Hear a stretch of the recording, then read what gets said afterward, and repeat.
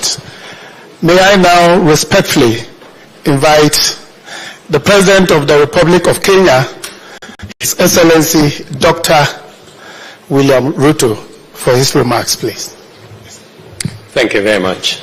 Your Excellency, my dear brother, President Nana Akufo-Addo, I take this opportunity to express my great appreciation for extending your invitation for me to undertake this state visit to Ghana. Let me also thank you most sincerely for the warm reception accorded to me and my delegation in this beautiful city of Accra and this great nation. Ghana and Kenya have strong and historic ties back to pre-independence period when our founding fathers fought for freedom against colonial rule so that our two nations could determine their own destiny. As I told you earlier, Mr. President, Ghana's independence was a great inspiration to many countries, including Kenya. And it is the reason why our founding fathers had common focus on liberating our two countries and giving the chance to our people to determine their destiny. Before this state visit, our respective delegations have discussed the elevation of our dedicated mechanism for the conduct of our bilateral relations from a joint commission for cooperation to a binational commission. Mr. President, that will give Kenya and Ghana an opportunity to elevate our interaction, our collaboration, and to expand the scope of what we can do together as nations and as our two peoples. During my discussions with President Nana Akufo-Addo, we have noted this development as a significant milestone in the evolution of our diplomatic ties, which stand on a warm and cordial, dynamic and impactful historic collaboration.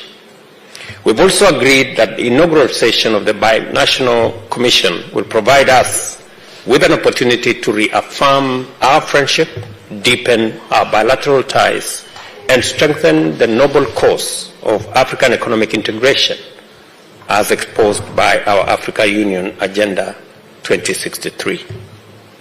Kenya and Ghana have enjoyed long-standing cordial relations since the 60s. This was preceded by pre-independence solidarity between our two leaders, who were among the conveners of Pan-African conferences. The historic bonds of friendship between our two countries run deep. We are bound together by our shared commitment to Pan-African unity and a common vision for a united and prosperous Africa. It is appropriate that our two nations, which have long played strong roles in fostering Pan-African unity, also make similar contribution to the development of Pan-African trade integration. It is also imperative that we continue to strengthen our relations, enhance our solidarity, expand cooperation and deepen mutual understanding to unite and deliver inclusive economic growth for the peoples of our nations and for our continent. The Pan-African independent movement inspired many African countries that followed in Ghana's independence. Once again, in its capacity as the home of African Continental Free Trade Area Secretariat, Ghana is a leading force in economic integration and development of 55 countries within 8 regions, economic communities in our continent. I thank you, Mr. President, for spearheading this development, for your support to the SCFTA Secretariat, and for your support to the Secretary General, and for Ghana's hosting of the Secretariat on behalf of our continent. Your Excellency, still on the subject of integration, and especially in accelerating the free movement of people within our continent, I welcome your recent announcement of your commitment to remove entry visa requirement for all Africans by December this year. This commitment aligns with one of the goals of the Africa Continental Free Trade Area to create a single market in the continent to drive economic growth, grow and create more jobs, and eradicate poverty. I have informed President Akufo-Addo that in similar vein, Kenya recently removed visa requirements for visitors from all countries with effect from January 1st this year. This underscores Kenya's commitment to complement Ghana in improving free movement, increasing trade, and building a stronger, more united continent. The free movement of people between our two countries has contributed immensely to trade, investment, and tourism. In this respect, His Excellency and I noted that trade between Kenya and Ghana is growing. In 2022, for example, in 2022, for example, Kenya's imports to Ghana were valued at $10.4 million and imports were valued at $4.8 million. We have agreed that there remains great potential to enhance trade between our two countries, especially in the numerous opportunities arising from the establishment of the Africa Continental Free Trade Area. President Akufo-Addo and I are encouraged that under the ACFTA, our two countries have taken bold measures to explore these opportunities. We recall that in October 2022, I flagged up from Nairobi the first consignment of Kenyan tea destined for Ghana. On 23rd September 2023, Kenyan-made chloride exide batteries worth about 9.3 Kenya shillings landed in the Ghanaian port of Tema, while Little Cab, a taxi-hailing service from Kenya, is now also operational in Ghana. My brother and I noted that Ghana Export Promotion Authority facilitated Ghanaian business people to undertake a market entry expedition to Kenya between May 23rd and 27th last year, and consequently, the Ghana Trade House was launched in Nairobi. Undeniably, this initiative represents a giant step towards greater trade within and among various regions and countries throughout our continent, spearheaded by Ghana and Kenya. I congratulate you, Mr. President, for being appointed the champion for Africa Union for the establishment of the Africa Union financial institutions. This includes the Africa Central Bank, the Africa International Monetary Fund, the Africa Investment Bank, and the Pan-African Stock Exchange. My brother and I discussed at great length on how these institutions, championed by His Excellency the President, and in fact when he spoke at the Africa Union in February, I endorsed wholeheartedly the building of these institutions as a mechanism of consolidating our own economic and financial situation in our continent.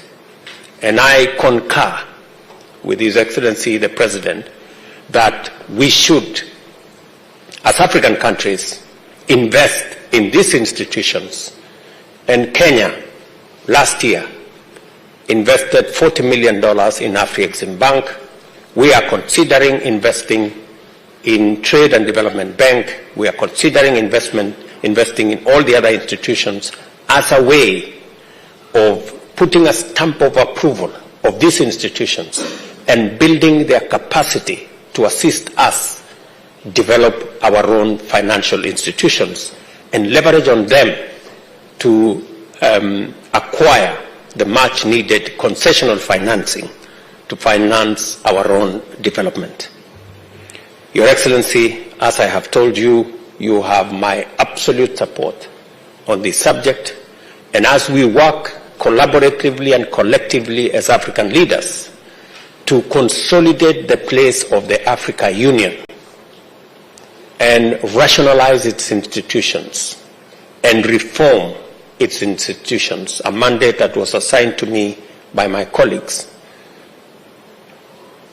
What the President is championing is going to be part of the consolidation, of the reform, of the enhancement of institutions that will support the progress and prosperity of our continent. I have informed Mr. President that I'm looking forward to him working with me and all the other leaders to make sure that we have an Africa Union as an institution that is fit for purpose to drive the prosperity of our continent. My brother President, the establishment of this financial institution has always been at the center of the African integration agenda. The Abuja Treaty of 1991, Article 19 of the African Constitutive Act of 2000 provide for the creation of these financial institutions and is part of the AU Agenda 2063. Excellency, I wish to express utmost appreciation to the organizers of what we have today and what we will have later in the business forum. And we will have an opportunity to address our business people, guide them, and provide them with the latitude for them to interact with our officials so that we can facilitate greater investment, more trade, and enhance our collaboration in a much meaningful way. During our meeting, we have noted that peace and security is fragile not only in Africa, but across the globe.